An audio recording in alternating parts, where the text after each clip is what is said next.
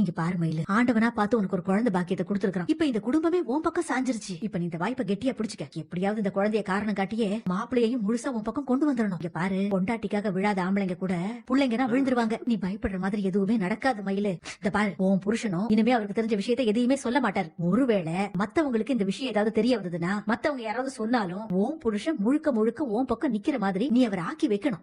அது எப்படிமா? அதான் நான் சொன்னேனடி, குழந்தைய காரணம் காட்டி நீ நினைச்சதை சாதிக்கணும். உன் மனசுல என்னதான் நினைச்சிட்டு இருக்க? என்னையா கேக்குற? ஆமா, உன்னதான் கேக்குறேன். என்ன நினைச்சிட்டு இருக்க? நான் என்ன நினைச்சுக்கிட்டு இருந்தா உனக்கு என்ன வந்துச்சு? பெரிய இவனா நீ? ரவுடியா நீ? இப்ப என்னடி உன் பிரச்சனை? வாடி போடின்னு சொன்ன, அம்புட்டுதான் சொல்லிட்டேன். வாடி போடின்னு சொல்லாம வாங்க மேடம் போங்க மேடம்னு மரியாதையா பேசணுமா? அரசி இல்லாம வாழவே முடியாதுன்னு தான் அவளை கல்யாணம் பண்ண. அதுவும் அவ கல்யாணத்துக்கு நாள் அவளை வீட்ல இருந்து வர வச்சேன். ஏய் ஒரு நிமிஷம் இரு. இப்போ உனக்கு என்ன பிரச்சனை அதை மட்டும் பேசு. புடிச்சு போய் கல்யாணம் பண்ணவளோட சந்தோஷமா வாடுறதுல உனக்கு என்ன பிரச்சனை? எதுக்கு அவகிட்ட பிரச்சனை பண்ணிட்டே இருக்க? அவ ஏதாவது சொன்னாலா நான் அவகிட்ட பிரச்சனை பண்ணிட்டு இருக்கேன்னு? அவ எதுக்கு சொல்லணும்? நான் தான் பார்த்தேனே. அப்படி திட்டுற அவள, அதுவும் நடு ரோட்ல வச்சு. பாரு, நான் என் பொண்டாட்டியே என்ன வேணாலும் பண்ணுவேன். அதை கேட்க நீ யாரு? நான் அப்படிதான் கேட்பேன். நான் அரசியோட அண்ணி. அண்ணி என்ன தங்கச்சியா? இங்க பாரு, ஒழுங்கா அவளோட சந்தோஷமா வாடுற வழிய பாரு. இல்லன்னு வச்சுக்கோ. இல்லனா என்ன ஆகும்? என்ன ஆகும்? உன் புருஷன் வந்து என்கிட்ட பிரச்சனை பண்ணுவானா? என்ன அடிச்சிடுவானா அவன்? என்னமோ அவன் கிட்ட அடியே வாங்காத மாதிரி பேசிட்டு இருக்க. அதான் பல தடவை அடி வாங்க.